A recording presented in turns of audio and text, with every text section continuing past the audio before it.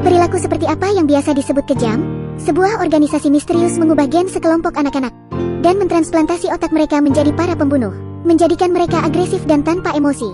Peluang keberhasilan percobaan ini hanya 1 dari 10.000. Gadis ini adalah pembunuh paling top dari semua mutan. Ia penuh ide serta dapat mengatur ulang item kontrol. Ia mampu menghadapi sekelompok serigala dengan tangan kosong. Kekuatan tubuhnya dapat menghancurkan apapun. Kekuatan gadis itu membuat orang-orang ketakutan. Karena hal buruk akan terjadi jika para mutan tidak bisa mengendalikan kekuatan mereka. Diperlihatkan, gadis berusia 8 tahun ini melarikan diri ke hutan sepanjang malam. Ia terus berlari dan berlari, hingga kelelahan dan pingsan di depan seorang petani. Untungnya, ia diselamatkan oleh sepasang petani. Setelah dirawat oleh mereka dan juga dokter, gadis itu pulih dengan cepat tetapi amnesia. Maka ia memiliki kesempatan untuk menjadi orang biasa. Pasangan petani itu lalu menamainya Jayun. Waktu pun berlalu. 10 tahun kemudian, Jayun tumbuh menjadi seorang wanita sederhana. Ia sangat ramah dan baik hati. Suatu hari, kode aneh muncul di bahu Jayun saat mandi. Dan ia juga sering sakit kepala. Di sisi lain, penyakit Alzheimer ibunya semakin parah. Kehidupan yang awalnya penuh kebahagiaan itu dapat berakhir kapan saja. Suatu hari, sahabat Jayun memberitahunya bahwa baru-baru ini ada perekrutan gadis super Korea. Hadiah untuk sang juara mencapai 500 juta won. Karena desakan keadaan, Jayun sepertinya sangat membutuhkan uang. Tak disangka, dalam kompetisi itu ia mendapat nilai tertinggi di babak kualifikasi dan mendapat tempat final untuk pergi ke Seoul. Ketika sampai di rumah, orang tuanya tampak tak bahagia karena saat pembawa acara Jayun memintanya untuk tampil. Secara mengejutkan, Jayun melayangkan mikrofon di udara.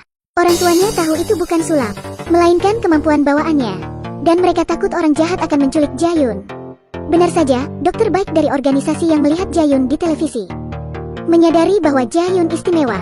Di hari kedua, Jayun dan sahabatnya naik kereta untuk mengikuti tes ulang. Di dalam kereta, mereka memulai rutinitas standar dan memakan telur. Jayun juga menampilkan keterampilannya menggigit 2 telur. Tiba-tiba seorang pria muncul. Namanya Nobleman. Ia terlihat familiar. Lalu ia menyapa Jayun. Apa nama akhirmu? Apa hobimu? Apa tindakan heroik yang telah Anda lakukan? Jayun hampir lupa menelan telurnya. Nobleman menatap Jayun dan berkata bahwa ia adalah penyihir. Ternyata Nobleman adalah seorang pembunuh super yang ingin menguji identitas Jayun sebenarnya. Mungkin saja, Jayun adalah seorang mutan yang dahulu kabur. Jelas Jayun tidak ingat apa-apa lagi. Wajah Nobleman pun berubah. Ia hampir menamparkan wajah Jayun. Kali ini, Jayun sangat ketakutan hingga hampir menangis. Penyihir kecil berdarah dingin yang pernah membunuh itu kini lemah lembut seperti domba kecil. Hal ini membuat Nobleman bingung. Akhirnya ia memutuskan untuk mengawasi Jayun dahulu. Tiba-tiba, Nobleman tak sengaja menabrak seorang pria. Pria itu lalu mengancam Nobleman.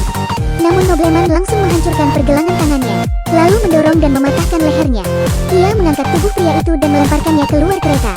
Setelah beberapa hari di kompetisi, Jayun pulang ke rumah. Malam harinya, saat ia baru saja keluar dari kamar, sebuah pistol mengarah ke kepalanya. Lalu pria itu memaksa Jayun untuk mengakui identitasnya. Ia menunjukkan bekas luka di wajahnya dan mengatakan bahwa itu perbuatan Jayun di masa lalu. Ia berkali memohon, "Saya bukan yang Anda cari, Anda menangkap orang yang salah." Pria itu mengira Jayun berpura-pura. Ia lalu mengarahkan pisau ke leher sahabatnya. Kini, kekuatan dalam diri Jayun tampaknya terbangun. Seperti ada yang merasuki tubuhnya, ia segera meraih pistol dan membunuh 5 orang dalam sekejap. Lalu dengan pria ini, tanpa panik dan tanpa ragu-ragu, Jayun membanting pria itu ke dinding dan terus menghajarnya. Dengan marah, "Sudah kubilang bukan saya, mengapa terus memaksa?" Pria itu kemudian berkata bahwa apa yang Jayun katakan itu tidak sama dengan tindakannya. Jayun hilang kesabaran. Ia membidik tanpa mengedipkan mata, kemudian menjadi remaja yang ketakutan seperti semula. Sahabatnya tercengang. Apakah Jayun berkepribadian ganda? Tiba-tiba Nobleman datang dengan pembunuh wanita lain.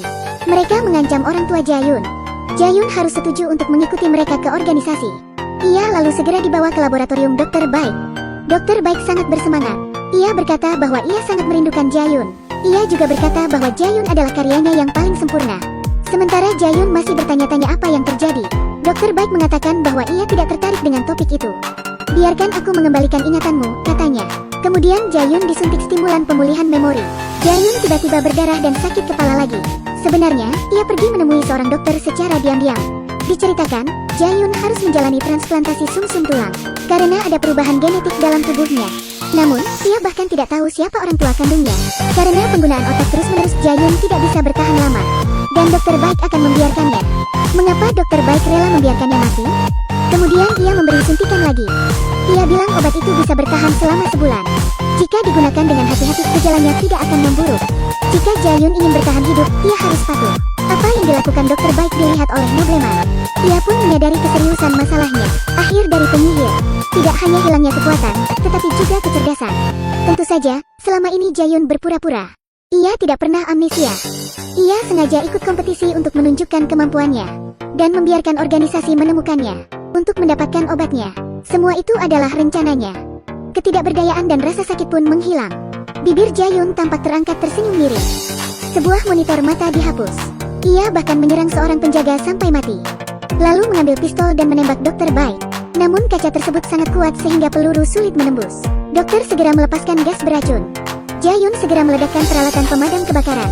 Setelah melakukan beberapa tembakan dari atas, Jae-yun melompat dari atap. Ia tersenyum licik. Jae-yun mengatakan bahwa ia sempat melupakan organisasi sejenak.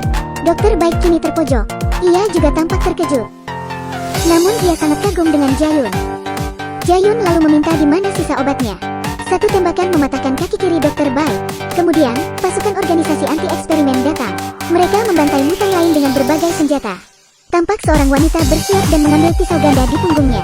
Lalu ia melompat, menghabisi pasukan dengan cepat. Dengan sekejap, ia berhasil melumpuhkan semuanya. Di sisi lain, Jae-yun menyeret Dokter Bai. Namun ia tiba-tiba dipukul dengan keras dan terhempas. Nobleman lalu muncul. Ia lalu mengatakan bahwa Jae-yun ini bukanlah Jae-yun yang dulu. Jae-yun hanya berkata ringan. Mengejek Nobleman bahkan bukan tandingannya. Nobleman memang masih muda. Ia belum tahu banyak tentang kekuatan penyihir. Jae-yun lalu segera berteleportasi dan menghajar Nobleman. Jae-yun melempar Nobleman ke dinding di sebelah. Namun Nobleman bangkit dan meraih kaki Jae-yun, kemudian menghajarnya. Mereka langsung meluluh lantakkan dinding. Namun Jae-yun segera meraih Nobleman dan memperlakukannya seperti anak kecil. Nobleman melawan, namun dibalas beberapa tamparan lagi. Jae-yun menghindari semua tinju Nobleman dan kembali membanting Nobleman. Setelah itu, mereka bertarung dengan sangat cepat. Satu tendangan lurus terakhir. Dinding pun hancur bersamaan dengan Nobleman yang terbanting. Nobleman tidak bisa mengalahkan Jae-yun. Di saat yang sama, Dokter Baik berusaha mengambil suntikan namun kaki kirinya ditembak. Akhirnya Nobleman mengambil pistol untuk melawan, lalu memblokir peluru dengan tangannya. Jae-yun mendorong Nobleman di depannya dan ingin memusnahkan Nobleman sepenuhnya. Namun tiba-tiba ada suara tembakan dan Jae-yun terjatuh. Si pria anti-eksperimen datang untuk menuai keuntungan. Pembunuh wanita kemudian segera datang dari belakang. Pria itu lalu menembak beberapa kali dan melumpuhkan pembunuh wanita itu. Tapi Jae-yun tiba-tiba muncul di belakangnya, memutar leher si pria dan menyelesaikan pertempuran. Nobleman mencoba berdiri dan bertarung lagi. Pembunuh wanita segera berlari dari belakang. Namun Jae-yun segera menghentikan wanita itu. Jae-yun juga menghabisi Nobleman yang mencoba menyerangnya. Kini, Jae-yun telah menemukan semua ramuan dan melewati medan perang yang berantakan. Tidak akan ada yang menyangka semua ini dilakukan oleh seorang gadis 18 tahun. Jae-yun lalu kembali ke rumah dan melihat orang tuanya sakit parah, memberikan obat amnesia ibunya, dan mengambil 2 untuk dirinya. Lalu ia memulai perjalanan untuk menemukan penawarnya. Diperlihatkan, ada seorang wanita elegan di tepi laut. Ternyata, adik Dokter Baiklah dalang sebenarnya di balik semua ini. Ada banyak varian genetik di sana. Senyum ikonik Jae-yun muncul. Ia mengancam semua orang yang mau main-main dengannya. Baik, sekian ulasan film kali ini. Terima kasih dan sampai jumpa di kesempatan yang lain.